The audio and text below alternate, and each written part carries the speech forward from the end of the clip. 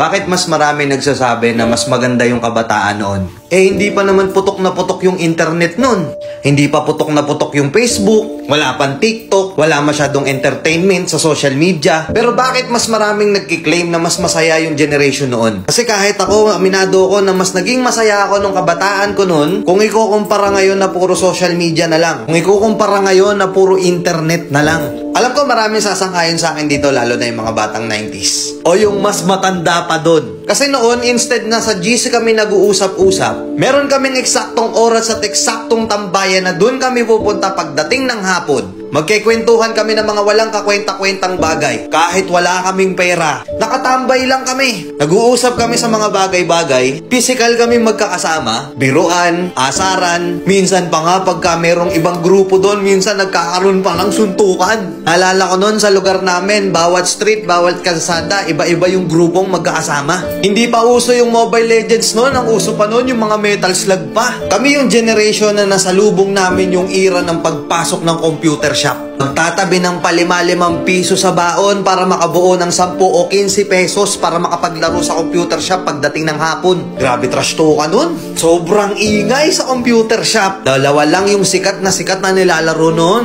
Dota tsaka Counter. Wala pang GC sa Facebook nun. Pero alam namin kung kailan yung call time namin para magkita-kita kami ng mga kaibigan namin noon. Hindi pera ang currency namin noon. Baka pala ng text at pogs ang basehan noon para malaman kung gaano kakalakas noon. Meron ba sa inyong mga nakapaglaro na noon? May Jolen, pupunta ka sa tindahan, kukuha ka ng tansan, bubutasan mo, gagawin mong sipa. Kada dadating yung Pasko, hindi pwedeng hindi ka magpapabili ng pellet gun. Kami yung mga kabataan noon na hindi pwedeng hindi kami mawawalan ng sugat sa katawan. Sub-sub dito, sugat-sugat na tuhod, at kung ano-ano pang sakit sa katawan. Napakasaya noon kasi ang kasiyahan namin noon sobrang simple lang. Kahit wala kaming pera, basta kompleto ang tropa, okay na okay na. Yung tipong pupunta ka sa court, makikipagpustahan ka, kahit yung pusta is tubig lang, palag-palag na. Ibang klase yung tuwa at saya, lalo na nung nakikipaglaro ka pa ng luksong baka, Tom Sawyer pa. Nakakamiss, di ba?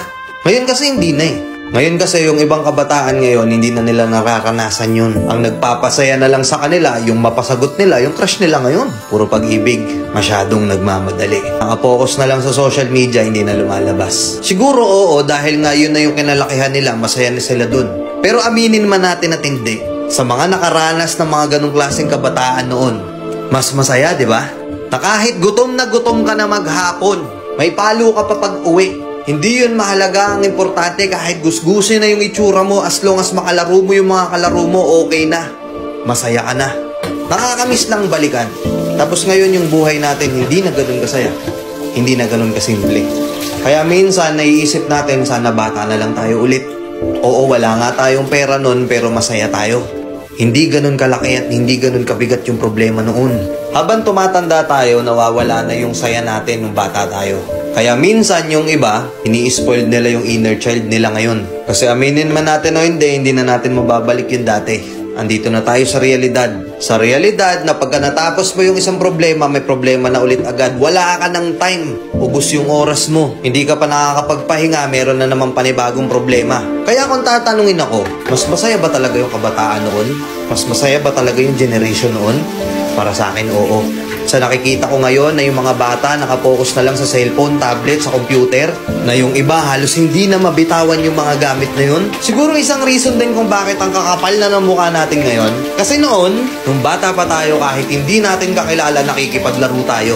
Tapos wala pang ilang oras, best friend na natin, kaibigan na natin, kasama na kagad sa circle of friends natin. Malamang sa malamang nga, meron kang mga nakalaro noon na ilang araw mong nakalaro, ilang linggo mong nakalaro, pero hanggang ngayon hindi mo kilala kung sino siya o anong pangalan niya. Hindi mahalaga kung sino siya, ang mahalaga masaya at nag-enjoy ka ng mga panahon na yun. Tama, di ba? Kaya kung isa ka sa mga tinutukoy ko na naging masaya yung kabataan noon, kamusta po? Sana okay pa rin kayo. Nakakamiss, no? Sobrang dami na nating struggle sa buhay, sobrang dami na nating pagsubok sa buhay. Pero masaya na din kasi naranasan natin noon yung ganong klase ng pamumuhay ng kabataan. Simple lang pero masaya. Di ba? Let's go.